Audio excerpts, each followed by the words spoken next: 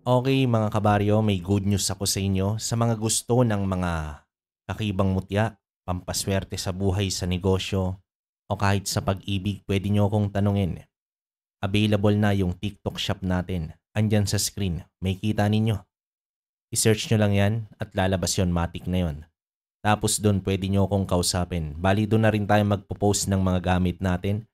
Ayan na yung pangako ko sa inyo na napakatagal na ilang buwan na nangyari din, no? So, diyan tayo magla-live tuwing gabi para magkaroon tayo ng kamustahan. So, tingnan natin. This week, sana makapaglagay na ako ng item. Limitado lang, pero sana supportahan nyo pa rin. Sa mga may pending, diyan na rin tayo mag-message para direkta na po sa courier. Hindi na po mahirap. So, yun lang muna mga kabaryo. Doon tayo magkita-kita sa TikTok natin. Sa ngayon, balik na muna tayo sa istorya.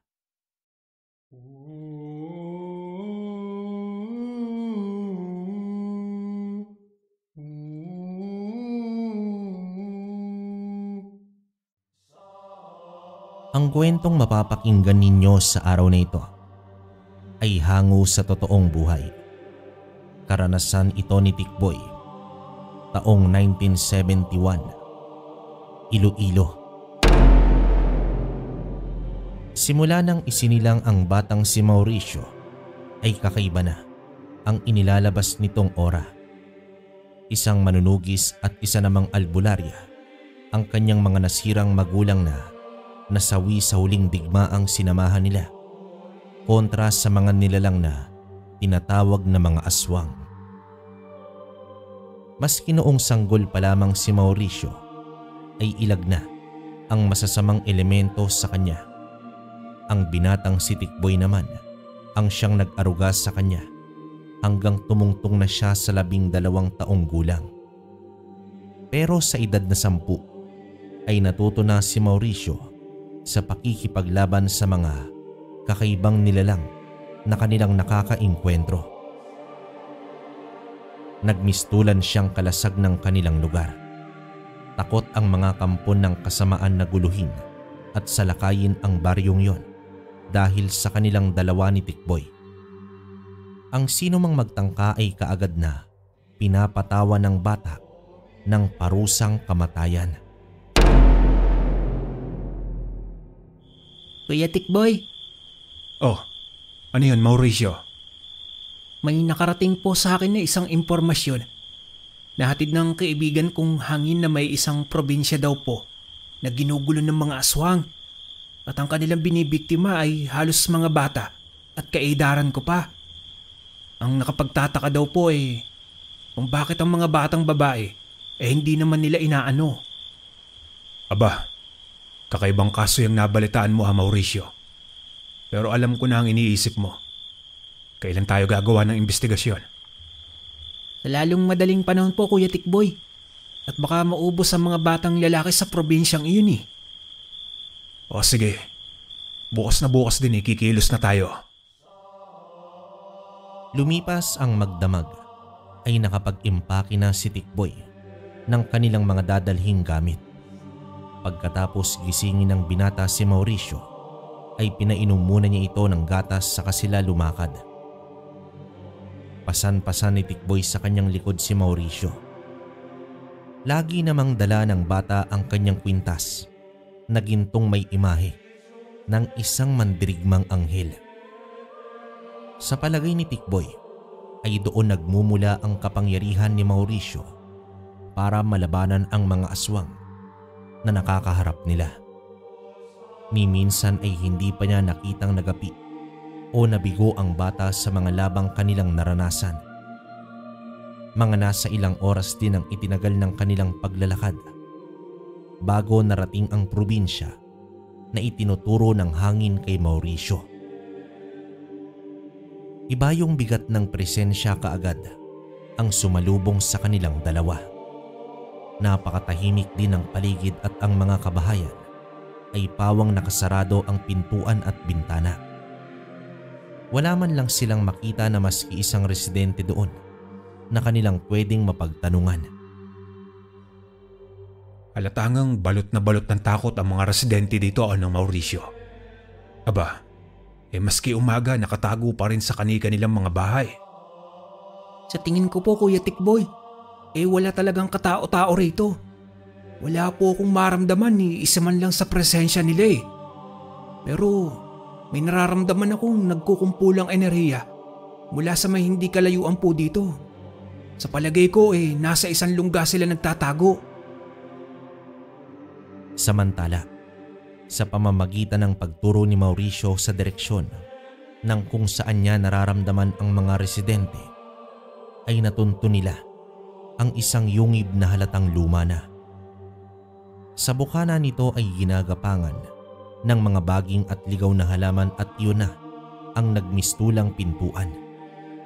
Paghawi noon ni Tikboy ay may rumaragasang palaso ang sumalubong sa kanila.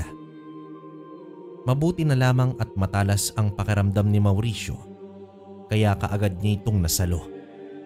Bumaba naman siya mula sa likod ng kanyang Kuya Tikboy saka nagpatiunang pumasok sa loob. Dito niya nakita ang mga residente na sama-sama sa isang sulok ng lumang yungib na yon at halatang may kinakatakutan. Wag po kayong matakot sa amin ni Kuya Tikboy. Naparito po kami para tulungan po kayo. Gusto naming ibalik ang katahimikan dito sa lugar ninyo kontra sa mga aswang. Pero maski anong sabihin ng bata ay hindi naniniwala ang mga residente hanggang sa gawin niya ang isang bagay na minsan lamang niyang ginagawa. Pinagdikit ni Mauricio ang kanyang mga palad sa kanya kinausap sa kanyang isipan ang kanyang gabay na anghel na si San Miguel. Makaraan ang ilang minuto ay kusang nagpakita ang imahe ng anghel na nakapatong sa magkabila ang balikat ng bata. Nalabis na ikinabigla ng lahat, pati na si Tikboy. Siya po si San Miguel, ang gabay kong anghel na mandirigma. Sa pamamagitan ng paggabay at pagsanib niyo po sa akin, kayang-kaya kong labanan ng mga aswang.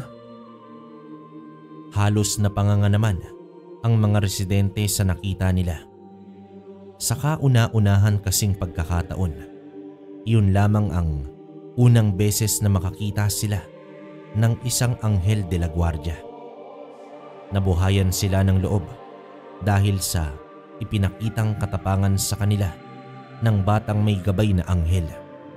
Ngayon pong alam niyo na ang pinanggagalingan ng kakayahan ni Mauricio, maaari po ba na bumalik na kayo sa inyong dating pamumuhay? Magsibalik na po sana kayo sa inyong mga tahanan at hindi parang mga dagang nagtatago sa lungga dahil sa takot. Wag po kayong matakot. Ako po ang bahala sa inyo. Hindi ko na po hayaang may susunod na namang mabiktima ang mga aswang. Nagpasalamat naman ang mga residente sa bata. Saka isa-isang nagsilabasan para bumalik na sa kanilang mga tahanan. Naging maayos naman at naging normal ang pamumuhay ng mga tao sa mga ilang araw na dumaan. Subalit, sadyang tuso ang mga aswang dahil muli na naman sana silang magsasabog ng lagim sa mga mamamayan kung wala si Mauricio. Bago pa makapanakit o makapangbiktima ang mga nagpakitang mga aswang, ay hinarap na sila ng batang manunugis. Dito ay nakita ng mga residente kung papaano labanan ni Mauricio ang mga aswang na sumalakay at ni isa ay walang nakaporma. Lahat ay kinitla ng buhay ng bata nang walang kahirap-hirap sa pamamagitan lamang ng paghaplos niya sa batok ng mga ito, at ang kasunod nun ay tirik ang mga matang umahandusay na sa lupa ang mga aswang. Dahil sa nangyari ay nagdiwang muli ang mga taong yon. Ngayon ay sigurado na sila na may tagapagligtas na sila sa mga kalaban, at iyon ay si Mauricio. Ang kawalan nila dati ng pag-asa na hindi na maibabalik pa sa katahimikan ang kanilang probinsya ay biglang nagkaroon. Gaya po ng sabi ko, habang nasa aking sistema ang aking gabay na anghel, ay hindi ko po kayo pababayaan. Maliban na lamang kung ako po ang mapatay nila. pero malakas po ang pananampalataya ko. Kaya alam ko pong hindi ako pababayaan ng Diyos sa laban kong ito. Bumalik naman ng tuluyan ang sigla ng pamumuhay ng probinsyang yon sa tulong ng batang si Mauricio. Pero hindi pa rin kumbinsido ang bata na talagang nananahimik na ang mga aswang at wala ng balak pang manggulo. Kaya nanatili muna sila roon ng ilang araw. Sa pananatili niya roon ay ramdam na ramdam niya sa mga sumunod na gabi ang mga matang nakabantay sa kanya. Tinitiyak niyang mga aswang ang lahat ng yon. Dahil sa wala namang ginagawang masamang hakbang ang mga ito laban sa mga residente, ay hindi na lamang niya pinatulan pa. Mas lalo niyang pinag-igting ang pagbabantay hanggang sa sumapit na naman ang sandali na hindi na nakatiis ang mga masasamang nilalang na sumalakay dahil sa gutom. Muling nakipaglaban ang pag-atake at pakikipagtagisan ng lakas ang bata at gaya ng dati sa gabay ni San Miguel ay hindi sila nabigo sa laban. Ang labang ding yun ay naging huli na sapagkat sinabi ng Anghel de la Guardia ni Mauricio na ubos na ang mga aswang sa probinsyang iyon. Kinabukasan ay si Tikboy na ang nagpaalam sa mga residente pagkatapos niyang sabihin na wala ng aswang sa lugar na yon at tuluyan ang nalinis ng batang manunugis. Laking pasasalamat ng mga tao sa kanilang kabayanihang nagawa. Bumalik naman ang dalawa sa kinalakihan nilang lugar, subalit sa dinaanan nila ay may isang lalaki silang nakasalubong na kakaiba ang aura. Dumugo pa noon ang ilong ni Tikboy pagdaan ng nilalang na yon. Sino ka?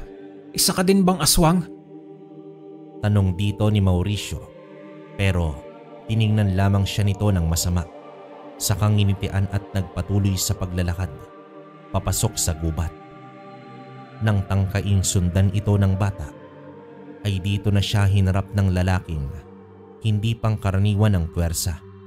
Saka siya nito pinanlisikan ng mata. Sinabi ni San Miguel sa isipan ni Mauricio na mag-iingat sa kaharap nilang nilalang sapagkat nararamdaman niya mula rito ang puwersa ng isang dyablo.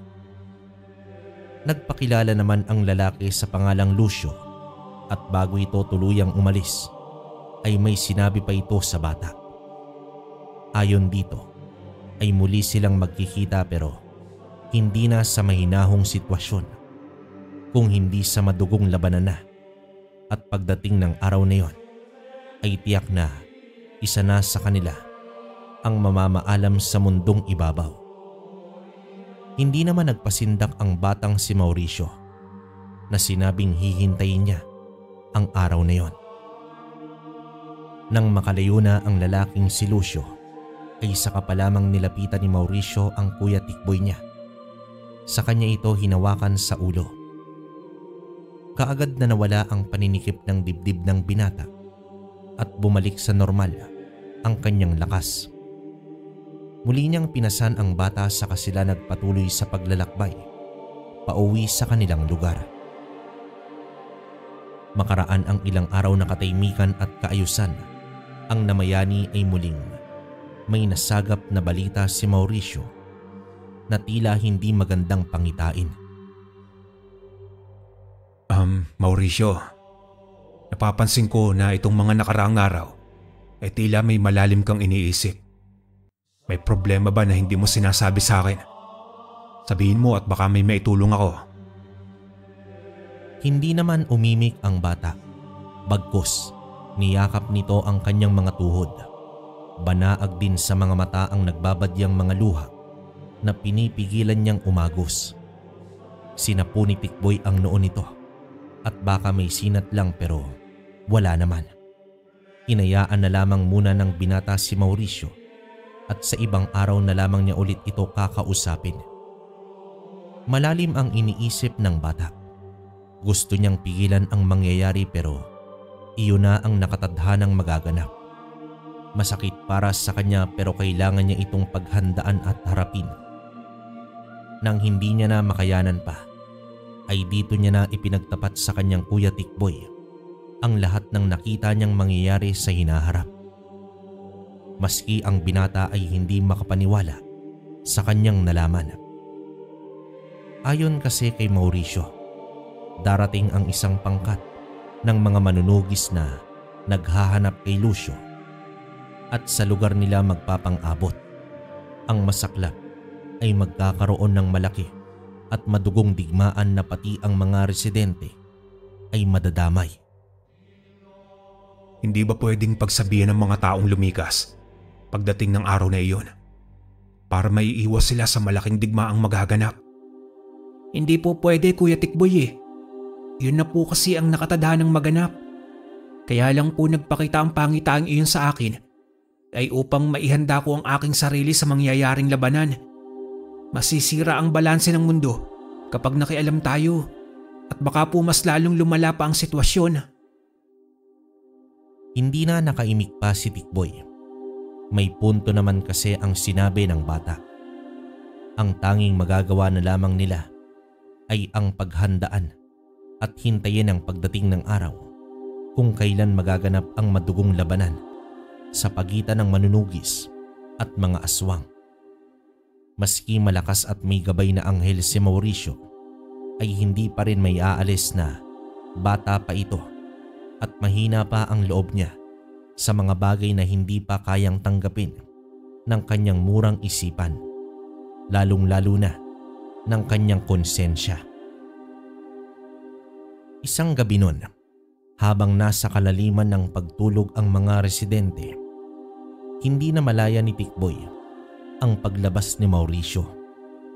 Nagpunta ang bata sa gubat upang mag-ensayo.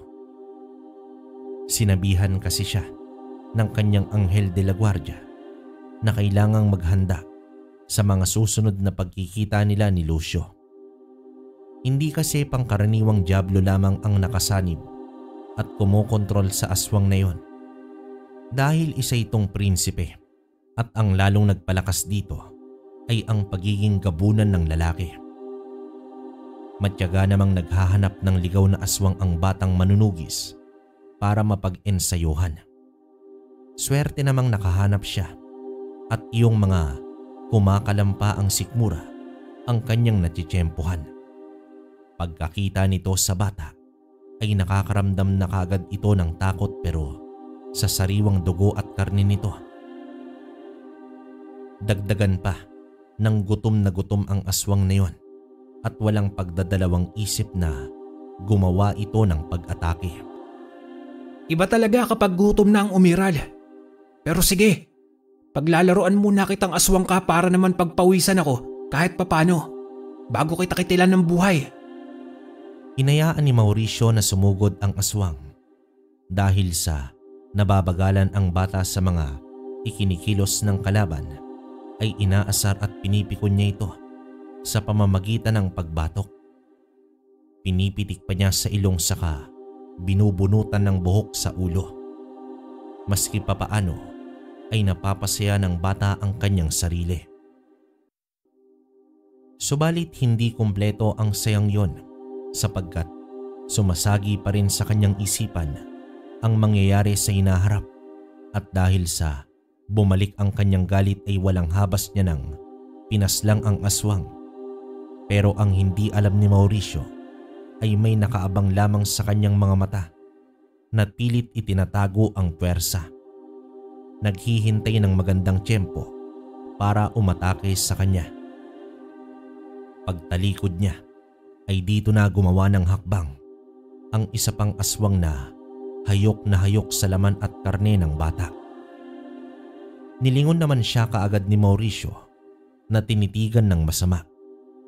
Aatras pa sana ang aswang na yon, pero nakalundag na ito at hindi niya na mababawi pa, kaya wala na itong maisip na ibang paraan para naman umiwas.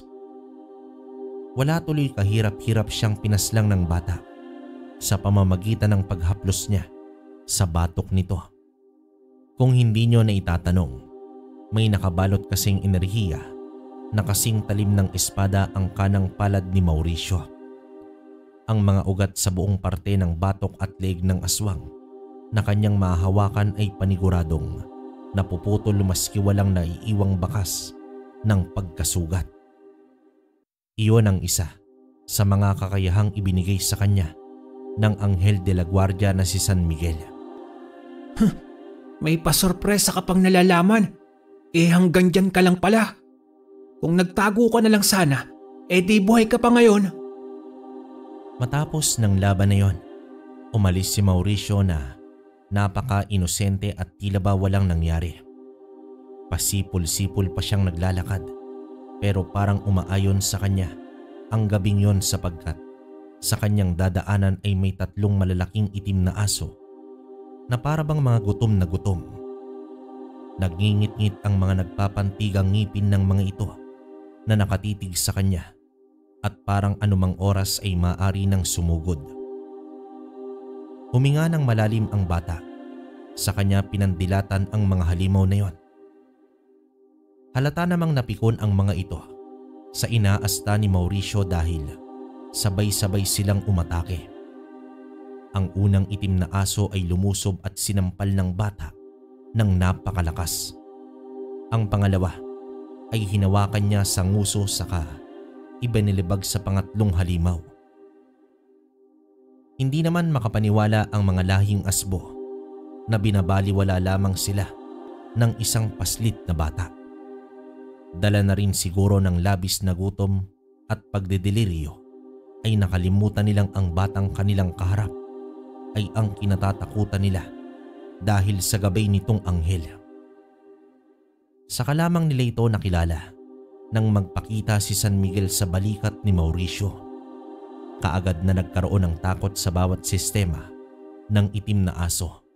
Subalit huli na dahil hindi na sila pwedeng buhayin pa ng batang yon. Aba, pagkatapos ninyo akong pag-interesang kainin, tatakasan niyo ako ng ganun-ganun lang. Ali kayo rito! Matapos masabi ni Mauricio, isa-isang hinabol ng bata ang mga asbo. Lahat ng nahabol niya ay hinahawakan niya kaagad sa leeg nito para pigtasin ang mga ugat. Ang iyak ng mga ito ay parang sa ordinaryong aso lang din. Pero mas matinis ang pinapakawalan bago sila isa-isang namamatay nang lawit ang mga dila. O ano? Di nakita nyo ang hinahanap nyo. Tumawa pa ang bata bago nagpatuloy sa paglisan sa lugar. Pagdating niya sa bahay ay marahan na siyang naglakad pabalik sa kanyang higaan sa kanatulog na parang walang nangyari. Walang kaalam-alam si Tikboy sa pinagagawa ng kanyang alaga dahil sa pagkakahimbing niya sa pagtulog. Halos 1 linggong diretso ding ganoon ang ginagawa ni Mauricio kada sumasapit ang gabi. Lumalabas siya para pag-ensayuhan ang mga aswang na kanyang nakakarap. Sa isip-isip pa niya ay malaking tulong na rin ang ginagawa niya sapagkat nababawasan niya ang bilang ng mga makakalaban nila pagdating ng nakatakdang araw kung kailan magaganap ang malaking sagupaan sa pagitan ng mabubuti at masasama. Hanggang sa dumating na ang araw na yon, isa-isang nagsidatingan ang mga magigiting na manunugis na nagmula sa iba't ibang lupalop ng mundo. Sa mismong bahay nila Mauricio sila nagtipon-tipon. May kanya-kanya ding mutya ang mga bawat manunugis na nagbibigay sa mga ito ng sapat na lakas para lumaban sa mga aswang. Mapapansin din na magkakaiba ang lengguwahe ng mga ito pero pare-pareho ang masamang pangitain sa kanilang panaginip ang nagturo at nagdala sa kanila sa kinaroroonan ng batang may gabay ng anghel. Nang makumpleto na ang lahat ay dito na sila nag-umpisang magpulong-pulong kung ano nga ba ang dapat na gawin pagsapit ng gabi. Lahat ay naawa sa mga inosenteng taong madadamay subalit gaya ni Mauricio ay hindi nila pwedeng baguhin ang nakatakda na magaganap. Pagkatapos ng masinsinang usapan ay binigyan sila ng basbas ng bata gamit ang kapangyarihang ipinagkaloob sa kanya ng Anghel de la Guardia. Sa pamamagitan ng basbas na nagmula sa langit, naway mapagtagumpayan nating malipol ang kampo ng kasamaan at nang matuldukan na ang pagkakalat nila ng lagim sa buong sanlibutan. Umayo kayo at sama-sama nating sagupain ang mga aswang na salot sa buong mundo. Nagluto muna sila ng kung ano-ano para sa kanilang pananghalian. Pagkatapos magluto at kumain, ay naghanap na sila ng mapagpapahingahan at doon na din nila hihintayin ang pagsapit ng gabi kung kailan bababa at lulusob ang lahat ng mga uri ng aswang na nakatira sa gubat. Hindi na nga mapigilan pa ang pagtakbo ng matulin ng mga oras hanggang sa ito'y sumapit na. Pawang mga nakakakilabot na alulong ang laman ng buong kagubatan na tila naghuhudyat na ang mga aswang ay oras na para magtipon-tipon at magsama-sama na silang lahat na bababa sa kani-kanilang tirahan. Hindi nga nagtagal ay tuluyan ang nagkaharap ang dalawang pangkat. Pinamunuan ng batang si Mauricio na may gabay na anghel ang mga manunugis at si Lucio na isang aswang nagabuna naman na may gabay na dyablo ang naging pinuno ng mga aswang. Ngayong gabi, ay magkakaalaman na kung sino ang dapat na matira dito sa mundong ibabaw. Kung ang panig ninyong masasama o kaming mga panig ng kabutihan. Mga magigiting na manunugis sa kung saang lupalop ng mundo ng galing at dumalo upang tapusin na ang kasamaan ng mga aswang. Gaya ng ginawa ni Mauricio, ay ganoon din ang sinabi ni Lucio sa mga alagad niyang aswang. Kaagad na inilabas ng mga manunugis ang kani-kanilang abilidad na nagmula naman sa kanilang tangang mutya na magkakaiba. Meron ditong nag-aapoy ang mga kamay.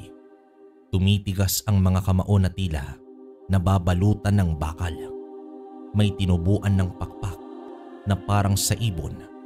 May lumalabas na matulis na sandata sa kamay na gawa sa kuryente.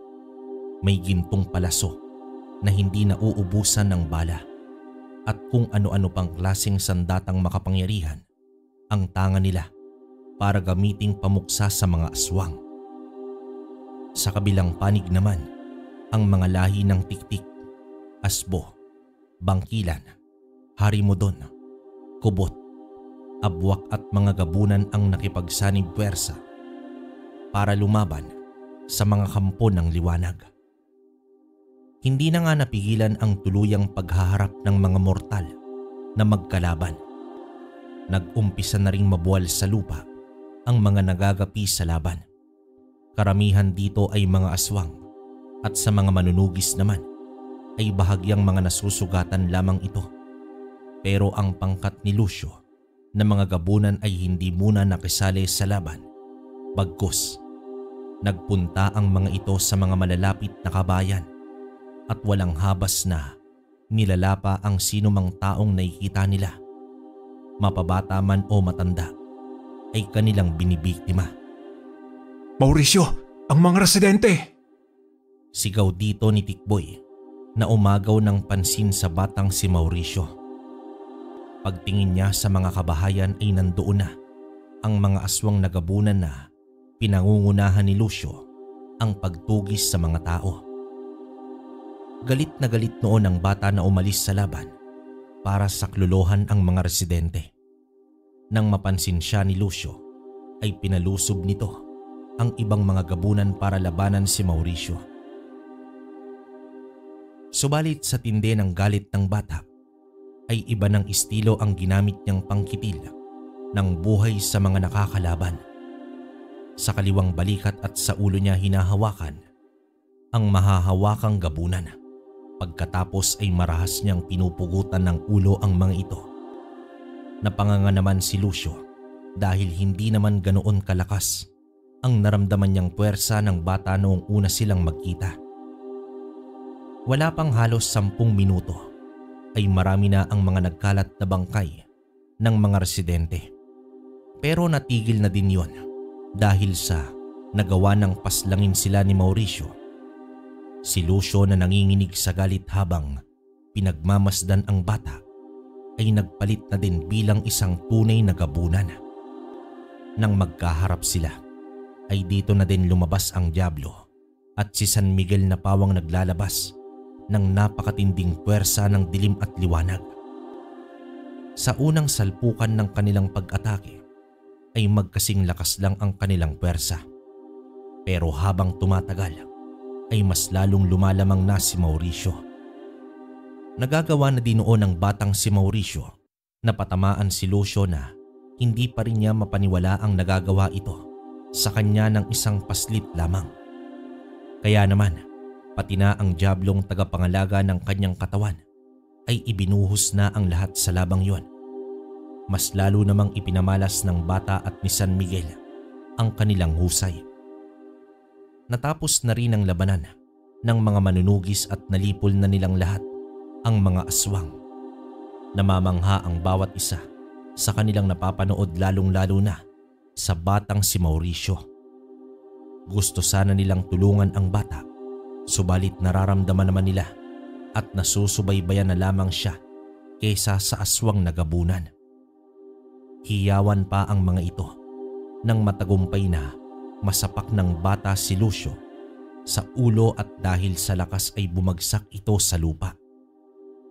Pagkatayo noon ng gabunan ay siya ding pagsulpot ni Mauricio sa harapan nito at dito ay pinulbos niya ng suntok sa sikmura ang kalaban. Pagbagsak muli ni Lucio sa lupa ay narinig ni Mauricio ang boses ni San Miguel mula sa kanyang isipan. Sinasabi nito na mapapatay niya ang katawang lupa ni Lucio pero ang Diablo ay hindi. Pero may paraan at isa iyong sakripisyo. Tinanong ng bata kung ano ang sakripisyong yon at sinabi naman kaagad ng mandirigmang anghel. Katumbas iyon ang buhay ni Mauricio. Kailangang mag-alay ng isang buhay upang tuluyan ng bumalik sa impyerno ang Diablo. Yayakapin na din ni Mauricio ang pagiging isang kerubin. Wala namang pagdadalawang isip na pumayag ang bata para sa kaligtasan ng napakarami. Dahil sa pagpayag niya ay lumabas mula sa kanyang mga kamay ang espada ni San Miguel bilang tagapaghatol. Dito ay itinarak niya sa katawan ni Lucio ang espada at ang kasunod nun ay hinigop ng lupa ang Diablo saka dinala sa pinakailalim ng impyerno. Natapos ang laban na bumuka na ang mga pakpak ni Mauricio bilang isang ganap na kerubin. Tiningnan niya ang kuya niyang si Tikboy at sa pamamagitan ng isipan ay kinausap niya ito at naiintindihan naman ng binatang umiiyak. Naglabas pa ng liwanag ang espada ni San Miguel na tumupok sa bangkay ng mga aswang. Kasama na doon si Lucio. Pagkatapos magpaalam ni Mauricio ay unti-unti na silang umaangat sa langit.